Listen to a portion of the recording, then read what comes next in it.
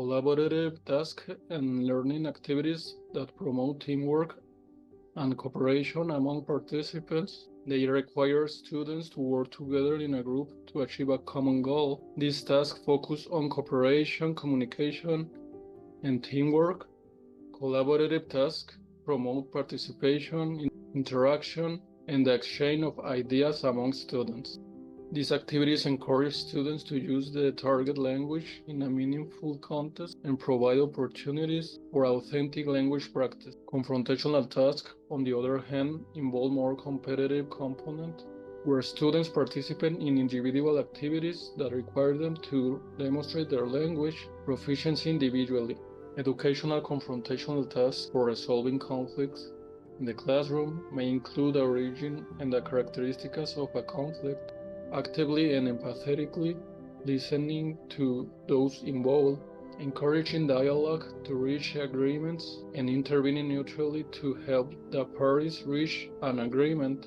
So the main difference I see between a collaborative task and a confrontational task is a common goal between pursued. In collaborative tasks, the goal is to achieve a group objective, while in confrontational tasks, the objective is achieved individually.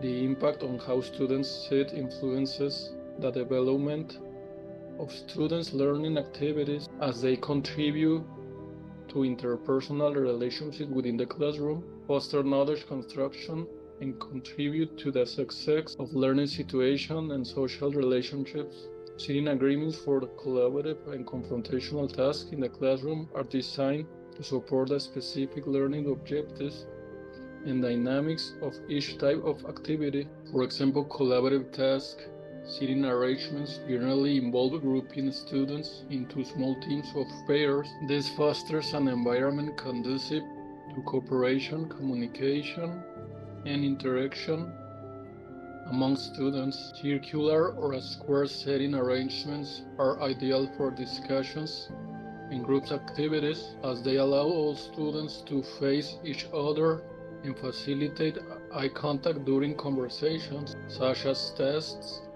or time exercises.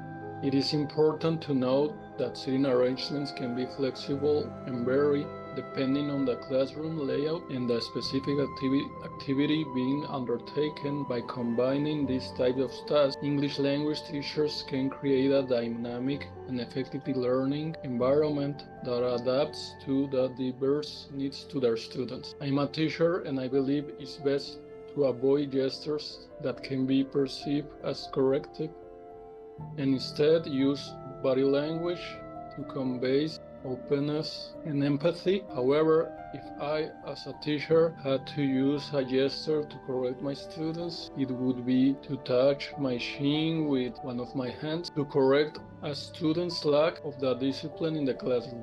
Recasting and discursive procedure that allows students to return what has already been said, interpret it differently, or present it using a different strategy. That is, it allows the student to explain, correct, summarize, and recapitulate what they previously said. So when I ask my students to recast an idea, it's time to recast something in a different way. For example, in the classroom, if a student asks, "Did you say you saw it yesterday?"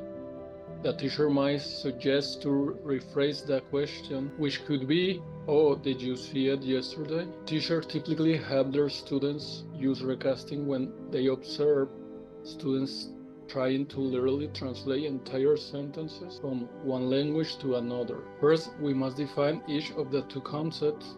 By defining product-oriented tasks, we can see that they focus on results of the learning process. These tasks typically assess English language learners' ability to produce specific linguistic forms accurately and effectively. As a teacher, it is crucial to recognize that feedback is informative and that providing useful information is imperative. You must remember to consider what students need after completing a task and answering the question, why should teachers praise their students? I fully agree that teachers should praise their students when they recognize their effort, achievements, and progress, but this process must be carried out by the teacher in a sincere and timely manner.